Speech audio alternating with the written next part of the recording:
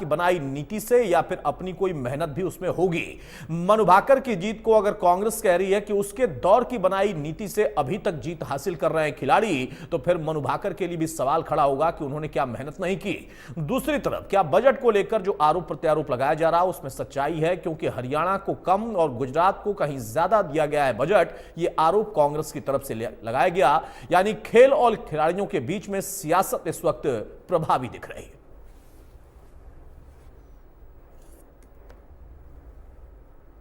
सदी में अभी तक ओलंपिक खेलों में 20 इंडिविजुअल मेडल आए हैं, जिसमें से 12 हरियाणा के खिलाड़ियों ने अर्जित किए हैं, यानी कि 50% से ज्यादा। ओलंपिक, एशियाई और कॉमनवेल्थ खेलों में 40 से 50% तक मेडल हरियाणा खिलाड़ी लेके आ रहे हैं। और प्रतिभागियों की अगर हम संख्या देखें, यानी कंटिंजेंट का हिस्सा, तो लगभग 1/4 हरियाणा के खिलाड़ी भारत के किसी भी कंटिंजेंट, चाहे इस वर्ष के ओलंपिक के खेलों की बात रही हो।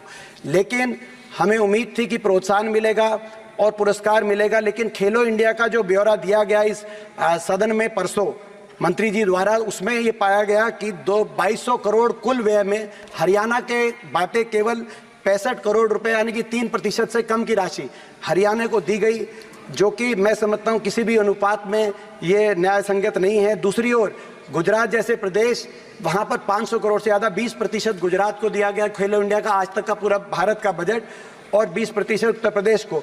हमें कोई द्वेष नहीं है गुजरात से या उत्तर प्रदेश से, वहां भी मिले, लेकिन हरियाणा से क्या नाराजगी है इस सरकार की, ये समझ से बाहर की बात है। अगर गुजरात में, उत्तर प्रदेश में भाजपा की सरकार है, तो हाल फिलहाल तो हरियाणा में भी भाजपा की ही सरकार है, चाहे आने वाले दिनों में जाने वाली हो।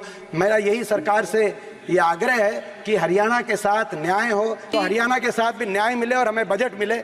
बजट की तरह खेल बजट में भी हरियाणा को आप भूल गए। क्या है स्पोर्ट्स जो है पोटेंशियल है, ये कैसे हम खिलाड़ी पैदा कर सकते हैं। जैसे हम तो स्कूल लेवल पे आइडेंटिफाई करने लगे थे, स्पैट के नाम से हमारी तो वो पॉलिसी थी, और गांव-गांव में, सैकड़ों गांव में हमने स्टेडियम बनाए, अच्छी बनाई, सब जगह बनाए, उनको पूरा प्रोत्साहन देते। पहले इंफ्रास्ट्रक्चर चाहिए, जो भी खिलाड़ी है, कोचिंग सेंटर खोले हमने, और फिर उसके बाद जो है उनकी प्रैक्टिस और सुविधा, मदद उनकी, और उसके बाद जब खिलाड़ी परफॉर्म करता है तो पदक लाओ, पद पाओगी नीति बनाई। जबकि खिलाड़ी ज़्यादा हैं, चाहे आप, और हमारे टाइम में जब देखो ना, कॉमनवेल्थ हुआ था, 38 गोल्ड मेडल मिले थे इंडिया को, 38 में 22 हरियाणा के थे।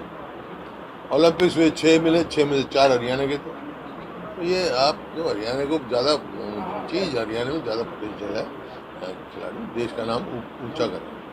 हरियाणा प्रदेश सबसे ज़्यादा ओलंपिक लेके आता है, और अभी जो पेरिस ओलंपिक में गेम चल रहे हैं उसमें हरियाणा प्रदेश की मनु भाकर, हरियाणा की बेटी, भारत की बेटी, जिसने पेरिस ओलंपिक में शुरुआत की और पहली महिला खिलाड़ी बनी है जिसने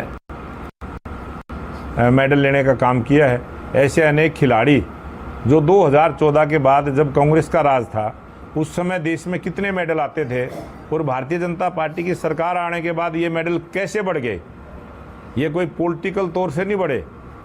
हमने खिलाड़ियों को वो सुविधाएं देने का काम किया ताकि वो अंतर्राष्ट्रीय स्तर पर जाके मेडल लेके आ सकें, उनको मोटिवेट करने का काम किया। पहले ऐसे प्रधानमंत्री हैं, जब हमारे खिलाड़ी खेलने के लिए जाते हैं उनको मोटिवेशन करके भेजते हैं, जब वो आते हैं तो उनका पूरा सम्मान करते हैं, और जब वो मेडल लेके आते हैं तो उसके बाद में भी उनको बहुत सारे सरकारी स्तर पर हम सम्मान देने का काम करते हैं।